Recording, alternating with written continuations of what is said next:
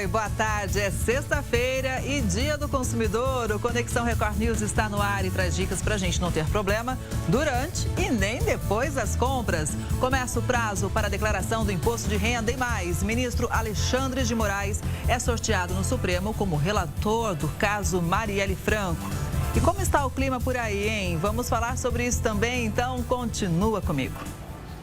Em muitas regiões do Brasil, o clima está quente, quente demais. Até para dormir fica complicado, tanto que o Instituto Nacional de Meteorologia emitiu um alerta para 5 estados. São eles: Mato Grosso do Sul, São Paulo, Paraná, Santa Catarina e Rio Grande do Sul. A alta temperatura é resultado de uma onda de calor que costuma aparecer no fim da primavera com a aproximação do verão. Mas nos últimos anos tem ficado mais comum. E será que a sensação de estar num forno vai continuar? Para saber, a gente faz conexão com a Nayane Araújo, que é meteorologista do INMET. Seja muito bem-vinda, Nayane. Boa tarde para você. Como é que vai continuar esse tempo, hein? Todo mundo quer saber. Olá, boa tarde, Kelly. Boa tarde a todos aí que nos acompanham. Vai continuar quente, Kelly. Muito embora aí nessas áreas que você comentou, que a gente está com o aviso meteorológico especial desde segunda-feira, né, ao longo dessa semana toda, com o predomínio dessa onda de calor atuando nessas áreas. No final de semana, principalmente as áreas aí da região sul do país e de Mato Grosso do Sul, tende a ter aí a ocorrência de chuvas na região sul do país, principalmente com esse tempo mais nublado que deve predominar no final de semana e a condição das chuvas, as temperaturas máximas já não conseguem subir tanto, então já deve dar uma quebrada na onda de calor. Mato Grosso do Sul também tem uma chance de receber algumas chuvas no final de semana, mas a sensação de tempo abafado deve ainda persistir sim para o final de semana. Nayane, e quais são os critérios para que esses alertas sejam emitidos? Isso, muito bom a gente pontuar e esclarecer quanto aos critérios, né, para a gente dizer, poder afirmar que a gente está sob a atuação de uma onda de calor.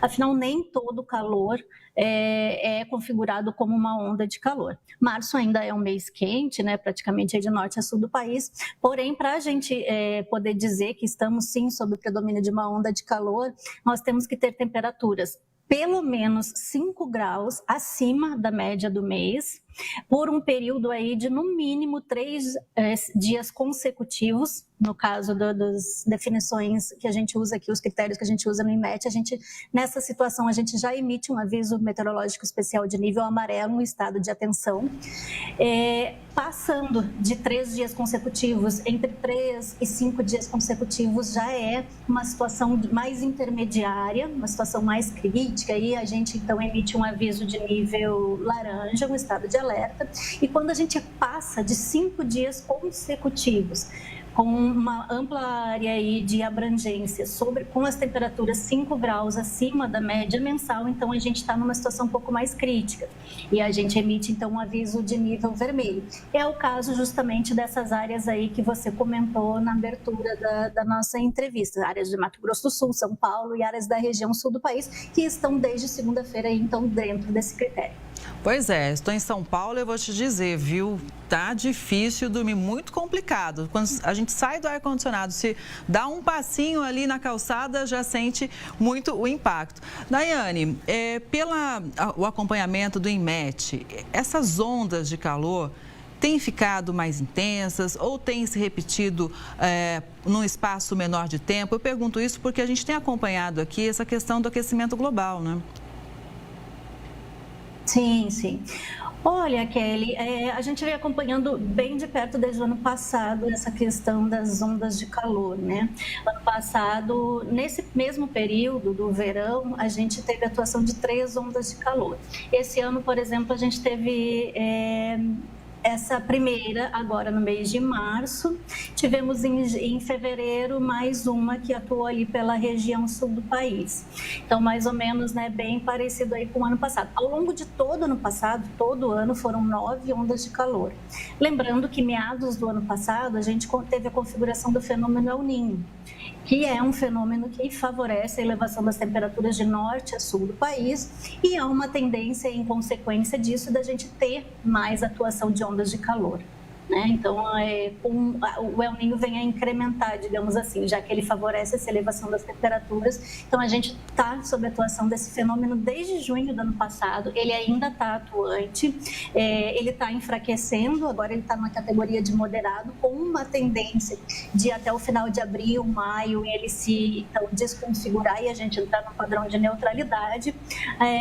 Mas até lá a gente ainda está sob a influência desse fenômeno e que ele ajuda, então, a incrementar essa questão das temperaturas. Ano passado a gente teve muitas ondas de calor, né? Totalizando essas 9 que eu comentei. Vamos ver aí a partir de metade desse ano, aí para o segundo semestre, quando a gente deve ficar aí mais numa neutralidade, até com uma possibilidade de configuração de laninha, se a gente vai ter aí a configuração de tantas ondas de calor como tivemos no passado.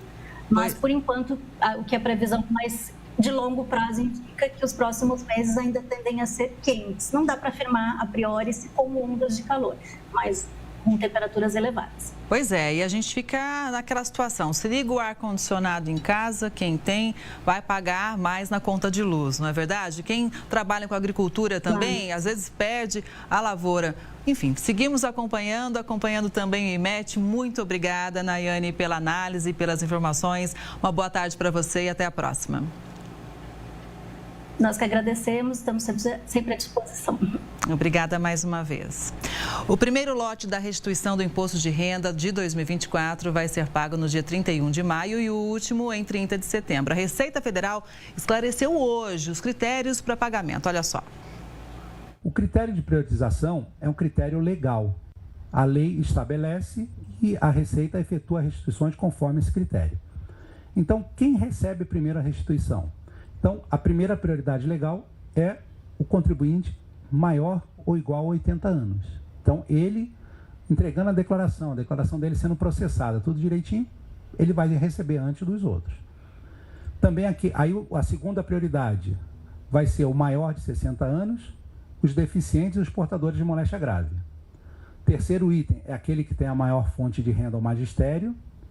O quarto que receberá será aquele que fez utilizando a declaração pré-preenchida ou optou por receber a restituição por Pix. E depois disso, os outros contribuintes. Tá? Aqui eu trago algumas informações que também geram muitas dúvidas. Como é que é o critério de desempate dentro de cada prioridade? O critério de desempate é a data de entrega. Então vamos supor que eu tenho dois contribuintes, um de 82 e um de 84 anos que entregaram a declaração. Quem vai receber primeiro? Eles estão dentro do mesmo critério de prioridade. Então, se tiver que ter um desempate, se eu só puder pagar a restituição para um dos dois, quem vai receber é aquele que entregou a declaração antes. Tá? Também sempre perguntam como é que é feita a formação dos lotes de restituição. Essa formação dos lotes de restituição é feita conforme o Tesouro Nacional disponibiliza recursos para a Receita Federal. E aí são formados os lotes de restituição. A Aeronáutica investiga as causas da queda de um avião de pequeno porte na Bahia. O piloto morreu. Durante todo o dia, os peritos analisaram o ambiente e coletaram dados para entender o que provocou o acidente na região metropolitana de Salvador. A área foi totalmente isolada. Esperar a CENIPA, já foi acionada pela nossa central. A CENIPA é o Centro de Investigação e Prevenção de Acidentes Aeronáuticos, da Aeronáutica. O avião de pequeno porte caiu no final da manhã desta quinta-feira, em uma fazenda na zona rural de São Sebastião do Passé, a cerca de 50 quilômetros de Salvador. Segundo testemunhas, o avião voava baixo quando parte da cauda teria se chocado contra uma árvore.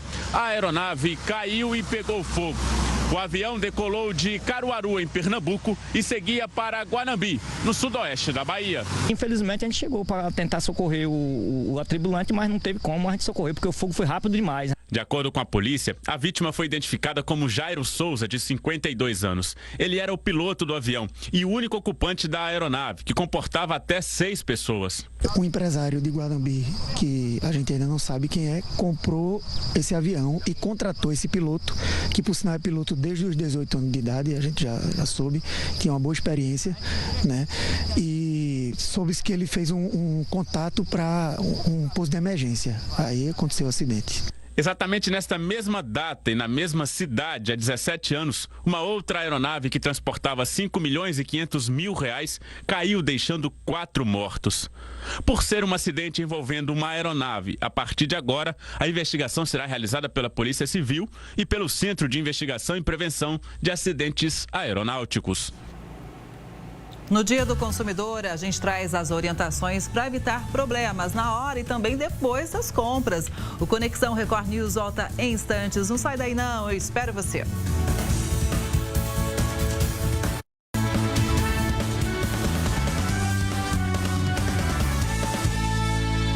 Hoje é Dia do Consumidor e olha, nem sempre é fácil estar nesse papel, né? Concorda comigo? Você trabalha para ter o dinheiro e quando compra, às vezes, passa por situações inacreditáveis. Ontem, aqui na Record News, nós mostramos um exemplo. Olha só, o entregador arremessou uma TV pelo muro depois de achar que não tinha ninguém na casa. Ele chegou no portão, jogou a caixa por cima do muro e foi embora, tranquilamente. O homem não se preocupou nem um pouco com o aviso de frágil na embalagem. O dono da casa diz que comprou a TV por R$ 700 e pagou mais R$ 31 pelo frete. Ele pediu para que a entrega fosse feita no vizinho, já que a família não estaria em casa.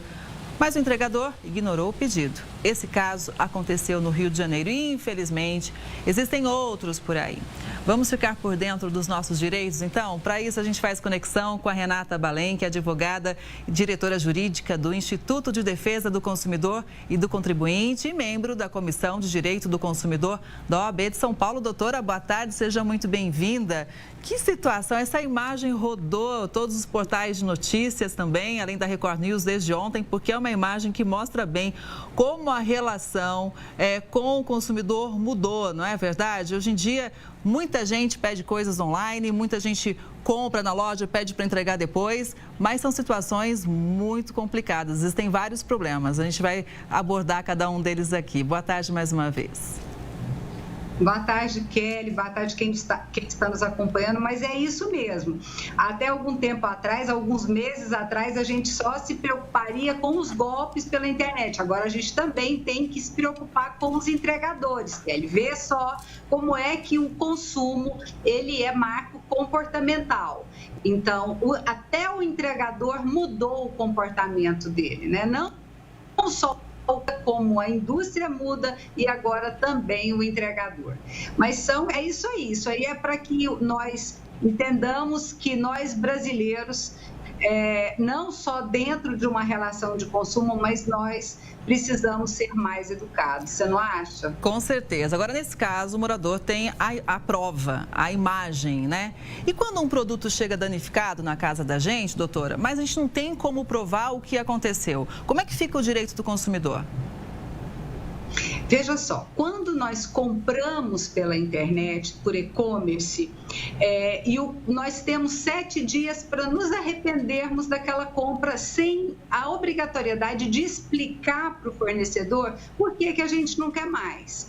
Se a gente não gostou daquela cor, se aquele produto não era aquilo que a gente esperava, a gente pode fazer a troca, fazer a devolução, desculpa, sem informar porque o frete nessa devolução, quem paga é o fornecedor. Então, é custo do fornecedor. Se o produto chegou com defeito, ele chegou funcionando muito bem, não importa. Eu não preciso nem falar, o produto quebrou. Eu posso simplesmente exercitar o meu direito de arrependimento. 7 dias a partir do momento que ele chegou. Bom, mas eu não quero exercitar o meu direito de arrependimento. Eu quero pôr a boca no trombone e falar, o produto chegou com defeito. O que pode acontecer? A empresa pode, e a lei permite que ela faça isso, que eu envie para uma assistência técnica. Então, essa assistência técnica, ela pode ficar com esse produto até 30 dias e depois sim fazer a troca ou estornar a compra. Eu acredito que o consumidor, se ele receber um produto e esse produto já veio com defeito, ele já faz direto a devolução, ter que passar por toda essa via crucis de ter que explicar e ter que ir para conserto e ficar aguardando. O melhor para ele é se arrepender da compra. E quando a compra é alimentação, comida pronta. Vou desabafar aqui, só entre a gente do Conexão, não tem problema, né? Eu pedi ontem uma comida, enfim, não vou contar o que é, para não dar vontade do pessoal de casa. Esperei que fosse chegar um prato gostoso. Chegou aqui uma porção micro, pequenininha. E aí, nesses casos, o consumidor fala, não vou reclamar, porque eu vou devolver para o restaurante, mas fica com a sensação de prejuízo. A gente pode fazer alguma coisa além de não comprar mais nesse mesmo restaurante, doutora?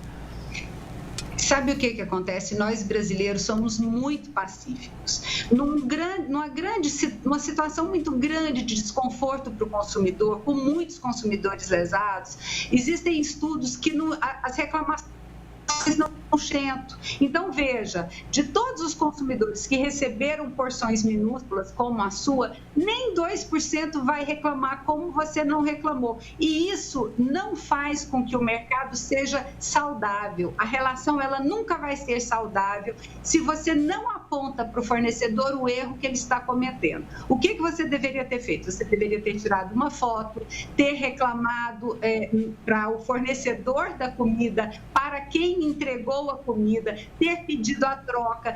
É desgastante, a gente sabe que não merece isso, você sabe que você quer comer, você está com fome, você quer comer, você está pagando por aquilo, então você tem seu direito, seu dinheiro tem que ser respeitado, mas se isso não acontece, a sua reclamação faz com que o fornecedor, ele pelo menos entenda que ele não pode fazer isso por todo o consumidor. Então, é importante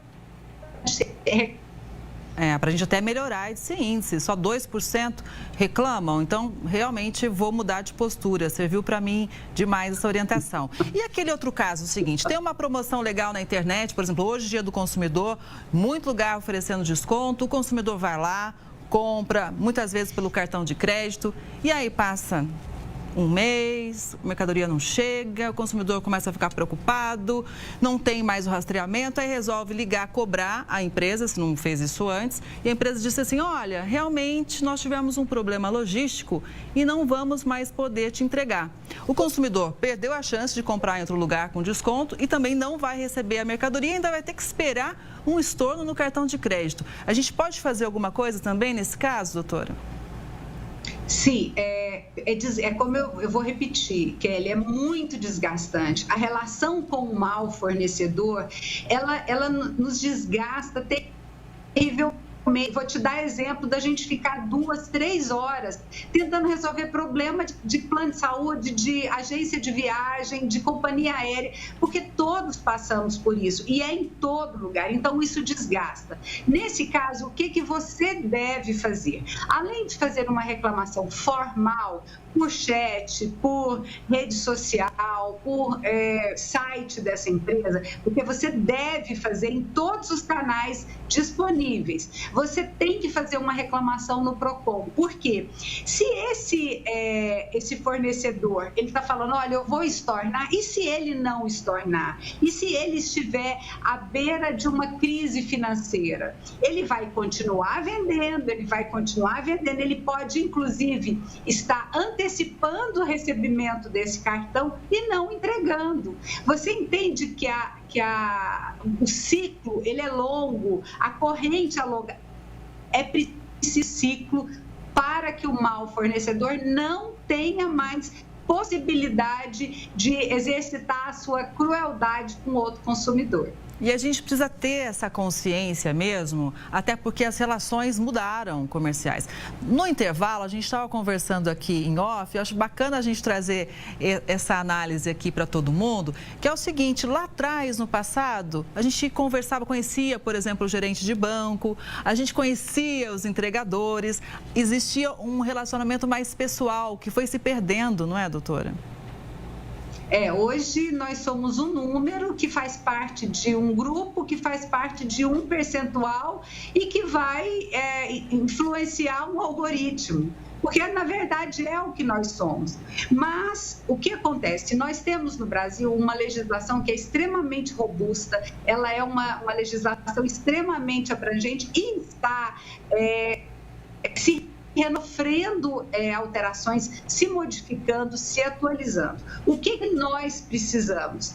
é estarmos atentos a esse direito, porque, como eu disse antes, nós somos pacíficos. Eu acabei de ter a prova com a Kelly é pacífica, a Kelly não vai reclamar da comida dela, ela não vai comprar lá, mas esse fornecedor vai continuar a fornecer esse produto dessa forma, até que ele seja barrado pela própria lei de defesa do consumidor. Mas quando? Quando houverem reclamações, quando o PROCON for acionado para multar, para investigar, para averiguar, para ver o que está acontecendo. Então, é importante o consumidor que passou a ser número, que não tem o telefone do dono da empresa para ligar e xingar ele, falar: o que é isso? Como é que você me entrega uma comida dessa? Nós não temos, mas nós temos um consumidor.gov, que é um site do governo que a gente pode fazer a nossa reclamação. Mas eu falo para quem está nos acompanhando que o nosso maior socorro é o PROCON. Nós temos que fortalecer o PROCON das nossas cidades. Um PROCON fortalecido, que é quem pode ir e resolver esse problema, ele faz com que a relação consumerista seja saudável. O que é uma relação saudável? Eu fico satisfeito e o fornecedor também. Pois é, e nesse caso, com certeza, o volume de negócios aumenta para o dono. As empresas precisam ter esse olhar cuidadoso, porque o cliente é o sentido de uma empresa existir, né? O consumidor, se não tiver para quem vender, não tem sentido ter o negócio, né? Doutora, adorei nosso bate-papo. A galinha dos ovos de ouro. Exatamente. Adorei nosso bate-papo. Quero registrar aqui que a Kelly Pacífica acabou. A partir de agora, vou registrar tudo que tiver errado, vou fazer as denúncias. A gente tem que ajudar a garantir. Hashtag Kelly Reclamona. Exatamente. Hashtag Kelly Reclamona. Doutora, muito obrigada, viu? Seja sempre bem-vinda. Muito obrigada, um prazer estar aqui. Prazer o nosso. O ministro Alexandre de Moraes foi sorteado relator do caso Marielle Franco no Supremo. A investigação chegou ao STF porque um dos investigados tem foro privilegiado. Então vamos ao vivo para Brasília, porque a repórter do portal R7, Ana Isabel Mansur, tem mais informações para a gente. Boa tarde, Ana. Boa tarde, Kelly. Boa tarde para quem nos assiste. É isso mesmo. A investigação do caso da vereadora Marielle Franco e do motorista Anderson Gomes chegou ao STF ontem, mesmo dia em que o crime completou 6 anos.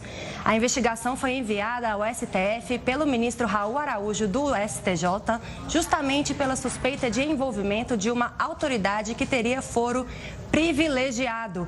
Lembrando aí que essas autoridades que têm foro privilegiado incluem o presidente da República, o vice-presidente, deputados federais e senadores. Como a investigação corre em sigilo, não há mais informações sobre quem seria essa autoridade, mas a informação que temos é que trata de um deputado federal.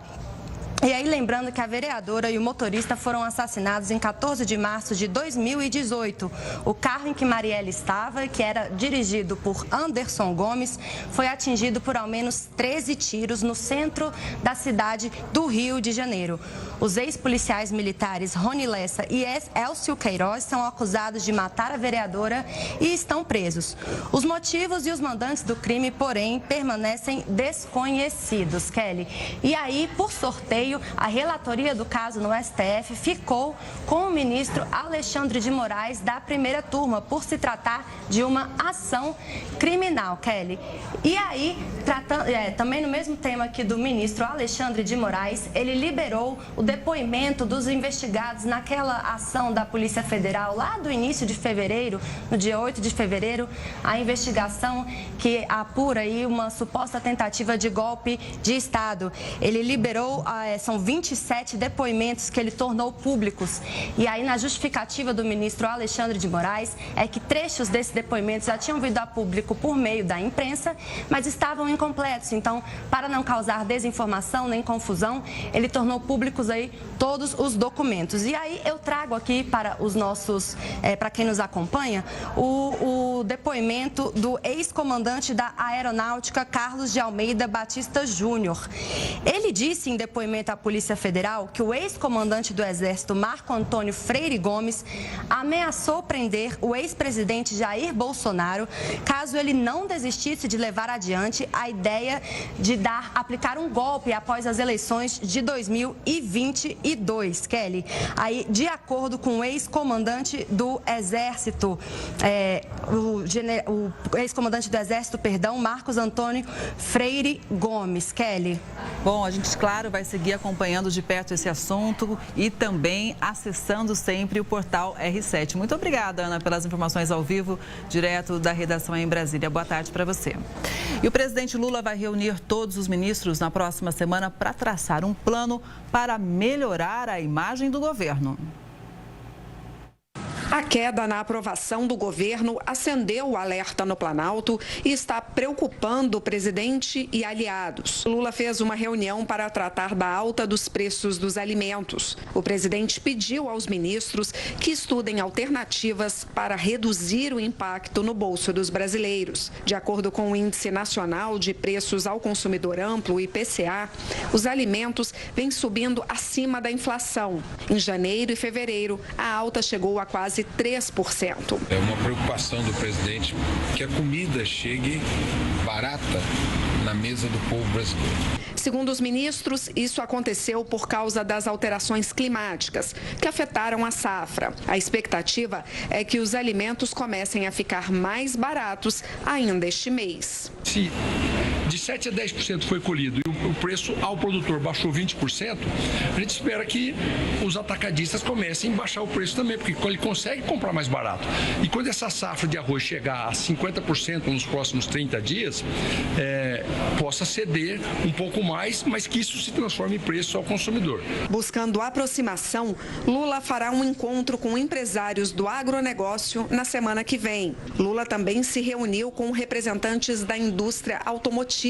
A ideia é aumentar o incentivo da produção de carros bioelétricos no país. Na segunda-feira, Lula vai fazer uma grande reunião ministerial para cobrar as pautas positivas de cada ministério.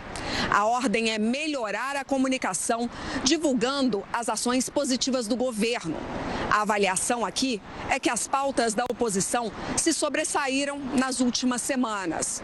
Mas entre aliados, o que se comenta é que o presidente também precisa evitar falas de improviso. Declarações recentes provocaram polêmicas e podem ter afetado a avaliação do governo. Depois de especulações sobre uma interferência de Lula na Petrobras, Jean Paul Prates, presidente da estatal, admitiu pelas redes sociais que o governo opina nas decisões da empresa. Segundo ele, é legítimo que o Conselho Administrativo se posicione orientado pelo presidente da República e pelos seus auxiliares diretos, que são os ministros. Foi exatamente isso que aconteceu em relação à decisão sobre os dividendos extraordinários. Horas depois, Prates voltou a se manifestar na internet. O presidente Lula compreende perfeitamente a governança da Petrobras e sabe que o Estado brasileiro exerce o controle por meio da orientação aos representantes no Conselho Administrativo. Com as chuvas, as obras podem abrigar focos do mosquito da dengue. Por isso, o trabalho das equipes é fundamental. À medida que as cidades crescem, o mosquito transmissor da dengue, chikungunya e zika vírus acompanha essa transformação. O inseto agora é capaz de se reproduzir em água contaminada e também ampliou o horário de circulação. Porque o mosquito, ele nos desafia diariamente.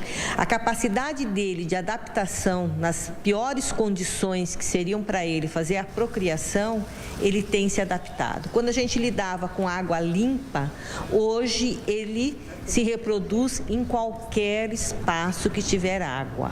Então isso é um desafio muito grande. Ele mudou os hábitos dele. Quando ele era um hábito diurno, hoje ele está aí nas 24 horas do dia. O resultado é uma epidemia de dengue que o país vive. Atualmente, segundo o Ministério da Saúde, são 1.600.000 casos prováveis da doença, com quase 500 mortes. Além disso, atualmente, o Brasil registra quase 14 mil casos graves de dengue. 9 estados declararam estado de emergência por causa da dengue, que atinge diretamente quase 300 cidades. Além das autoridades em alerta, a população é fundamental nessa guerra. Então, saber que ele se procria nos ralinhos das nossas casas, né?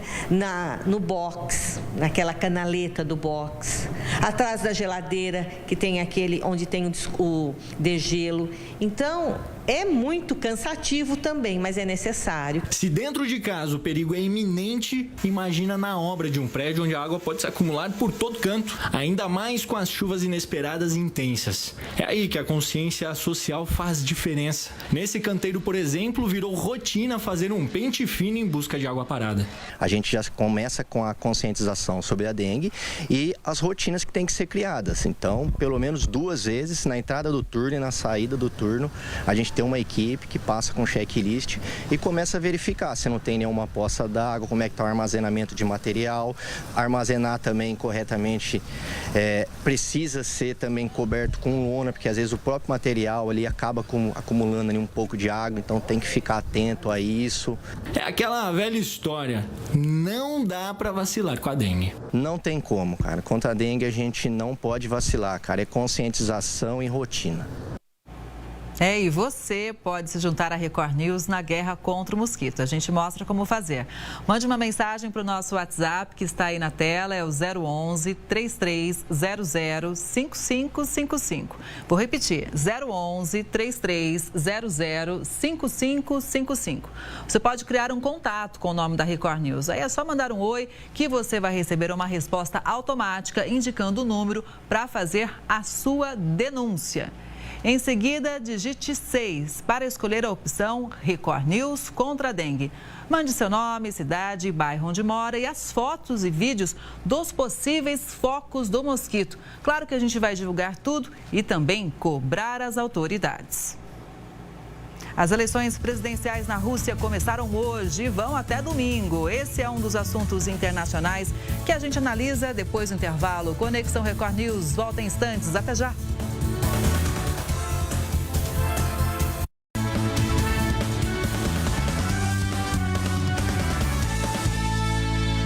As eleições presidenciais na Rússia começaram hoje e vão até domingo. As primeiras urnas foram abertas no extremo leste do país. Sem nenhum adversário real, o atual presidente Vladimir Putin deve ser reeleito para o 5º mandato dele. Nesse caso, fica no cargo até 2030. As eleições também serão realizadas nos territórios ucranianos ocupados por Moscou desde 2022. Ontem, moradores da região ucraniana de Donetsk depositaram os votos em urnas móveis. Kiev afirma que os habitantes dessas áreas enfrentaram ameaças e violência para votar, o que Moscou nega. Quem chega para analisar esse e outros assuntos internacionais é a Carolina Pavese, doutora em Relações Internacionais e especialista em Europa. Carolina, boa tarde, seja muito bem-vinda. Sempre muito bom contar com a sua análise. Fazia tempo que a gente não se falava, então é muito bom te ouvir nessa sexta-feira. Bom, essa reeleição é inevitável do Vladimir Putin, né? Exato. Não dá nem para a gente chamar isso de eleição, né, Kelly? Porque o direito de escolha livre, que faz parte do nosso conceito de eleição numa democracia, claramente aqui está cerceado e a população vai ter que, na verdade, o que a gente vai ver vai ser um grande ato que o Putin está orquestrando para formalizar essa sua permanência no poder e renovar essa sua permanência, e algo que ele vai capitalizar politicamente muito em cima, tanto internamente quanto também para demonstrar para a comunidade internacional que ele é, de fato, uma liderança reconhecida e aclamada pela população. Pois é. Inclusive, em meio às eleições russas, pelo menos 6 pessoas morreram. A gente vê que tem vários ataques acontecendo, né? Tanto na Ucrânia quanto em território russo. Então, são situações muito complicadas e são notícias que vão chegando para a gente aqui em meio a um processo eleitoral que, como você disse, muitas vezes não dá nem para chamar de eleições, né? Exato. Bom, essas eleições, né, que formalmente estão ocorrendo, elas duram 3 dias, né, então vão de hoje até domingo, quando deve se anunciar o candidato. Então, a gente tem margem ainda, inclusive, para possíveis manifestações contrárias a esse governo. Há 4 candidatos, além de Putin, mais 3, e esses outros 3 candidatos são todos a favor da guerra. Então, essa narrativa interna que a gente viu ser construída ao longo desses 2 anos do conflito, de que havia uma guerra contra a Rússia e de que a população deveria se unir contra isso, ela permanece nessa eleição ainda muito forte. O único candidato que era um pré-candidato contra a guerra, ele teve a sua candidatura negada e, portanto, ele não está concorrendo a esse pleito. Nesse sentido, a gente vê também o grande apoio da população a Putin, pesquisas com uma metodologia e uma credibilidade questionável. 86% da população é a favor da permanência de Putin no cargo, o que é um índice maior do que os 71% que ele tinha antes das eleições. Então, esse cenário de guerra ele tem refletido muito nessa política, embora o que a gente veja é só uma renovação dos votos de Putin no poder, como você falou, ganhando, né, confirmando-se essa vitória mais do que esperada, vai com o mandato até 2030, mas há a possibilidade de uma nova reeleição, então ele poderia chegar até 2036 no poder. Vai ser a liderança russa com maior tempo no poder, passando até Stalin, se ele chegar até 2036. Pois é, ele vai ficando e não deixa o poder de jeito nenhum. E sobre os ataques, pelo menos 6 pessoas morreram nesses ataques na Rússia e na Ucrânia. Uma onda de ataques aéreos ucranianos matou 3 pessoas e deixou 9 feridos na região de Belgorod. O Ministério da Defesa russo anunciou ainda que 14 drones foram interceptados sobre a região de Belgorod e Kursk. Já em Sami, na Ucrânia, ataques de drones atingiram um prédio e deixaram pelo menos 3 mortos. Veja como a situação é muito tensa. A gente não vê realmente ainda uma luz para esse conflito. A possibilidade de um acordo de paz fica cada vez mais remota à medida que essa guerra também vai ganhando um desgaste junto à comunidade internacional e começa a se questionar até quando vai haver esse apoio tão forte que nós vimos da OTAN, sobretudo de algumas lideranças europeias e dos Estados Unidos, para apoiar a Ucrânia, né? Lembrando que a Ucrânia sozinha não tem condições de enfrentar a capacidade militar que tem a Rússia. Portanto, esse apoio ele é incondicional para garantir a possibilidade que a Ucrânia eventualmente ganhe esse conflito, ao mesmo tempo que a gente não vê nenhuma mobilização dessa comunidade e nem mesmo das partes para que se abra portas para uma negociação de um eventual acordo de cessar-fogo, de um eventual acordo de paz. Então, permanece uma grande incógnita que vai se arrastando em 2024, um conflito que, quando começou lá em fevereiro de 22, se imaginava que duraria pouco mais de algumas semanas. Exatamente, no máximo 15 dias, eu lembro no começo do conflito, em 15 dias isso vai ser resolvido, e olha lá, mais de 2 anos. Agora, olha essa notícia, um porta-voz do governo russo disse na mídia estatal do país que o presidente Vladimir Putin nunca ameaçou usar armas nucleares contra os Estados Unidos.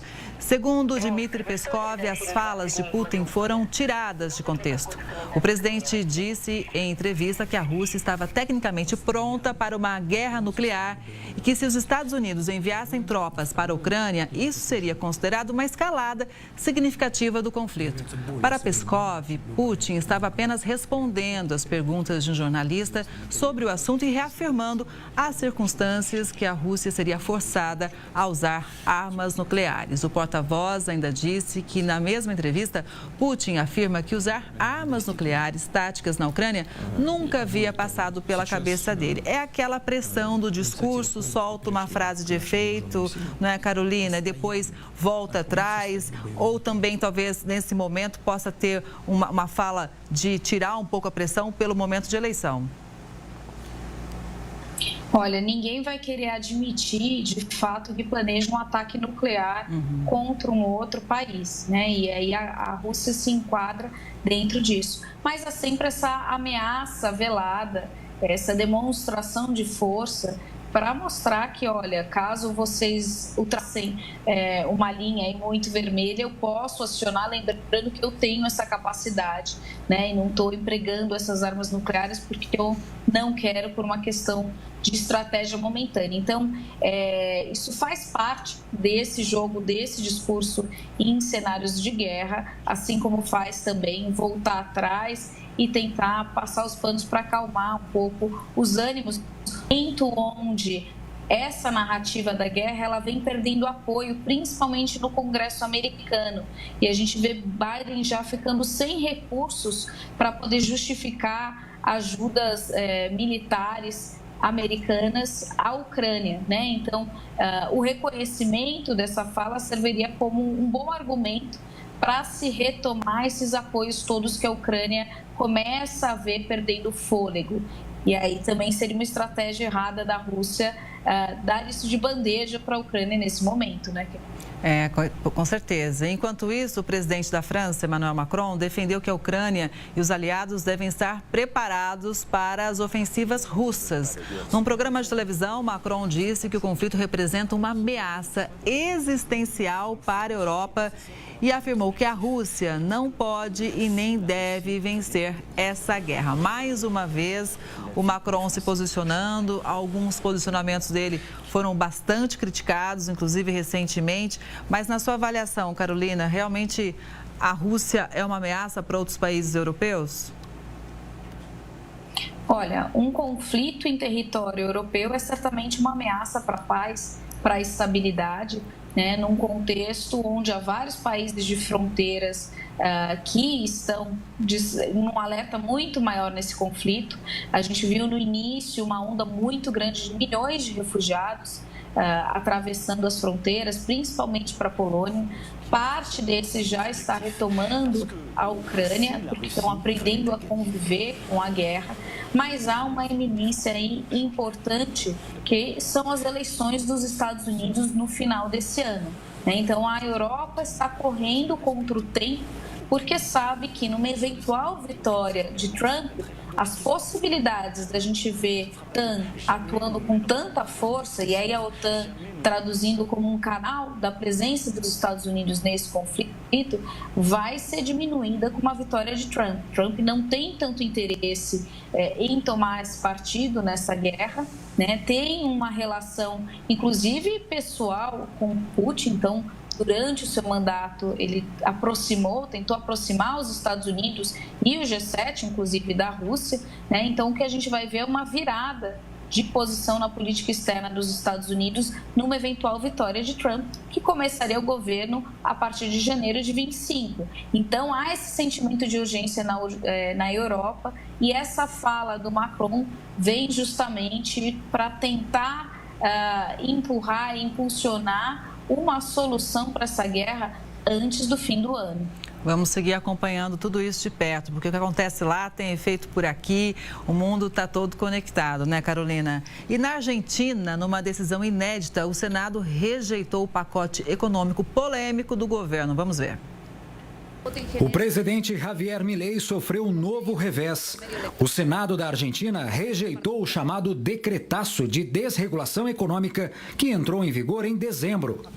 A votação terminou com 42 votos contrários, 25 a favor e 4 abstenções. Minutos depois, o presidente foi às redes sociais classificar de traidores da pátria os legisladores que votaram contra. A derrota ocorre depois do fracasso de outro grande programa de reformas, a Lei Ônibus, uma iniciativa ampla que naufragou na Câmara em fevereiro e que voltará a debate com cortes e modificações. O polêmico decreto de necessidade e urgência revoga ou modifica mais de 300 normas econômicas, comerciais, trabalhistas e cíveis. E é uma peça fundamental do plano de governo de Milei para desregular e reduzir ao máximo a participação do Estado na economia argentina. Entre algumas medidas adotadas está a instituição de privatizações, o fim das regras que limitam as exportações e o aumento dos preços de serviços básicos. O texto provocou grandes protestos em todo o país. Após a votação desta quinta, boa parte do decreto seguirá vigente. A exceção é um capítulo referente a uma reforma trabalhista, que foi suspenso pela Justiça, já que, para que seja anulado pelo Poder Legislativo, também precisa ser rechaçado pela Câmara dos Deputados, onde deve ser votado nos próximos dias. Mas essa resistência a esses projetos todos, né, aquele pacote enorme foi lançado logo no começo do governo Milei, já era também algo previsível, né? Exato, era previsível até porque o Milei, desde o seu discurso enquanto candidato, mostra-se disposto para uma briga com o Legislativo e impor o seu governo e extrapolar a capacidade que ele tem de governar dentro do âmbito das competências do Executivo.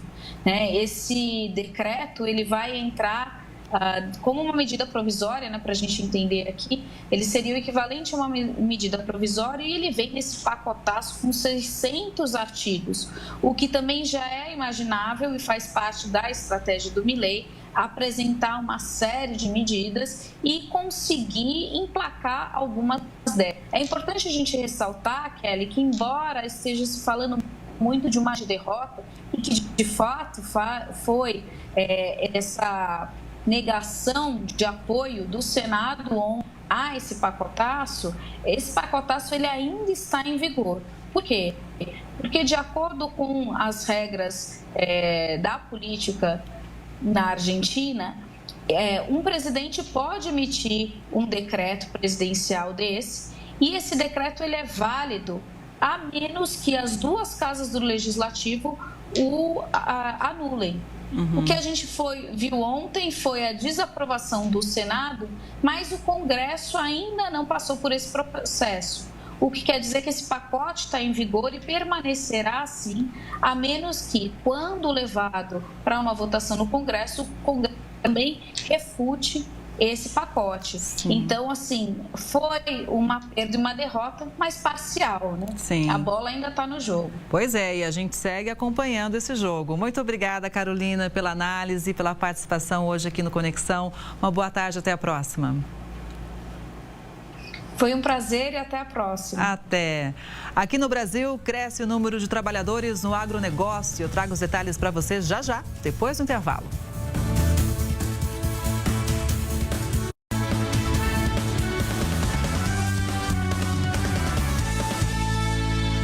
Boa notícia, o número de trabalhadores no agronegócio cresceu 1,2% em 2023.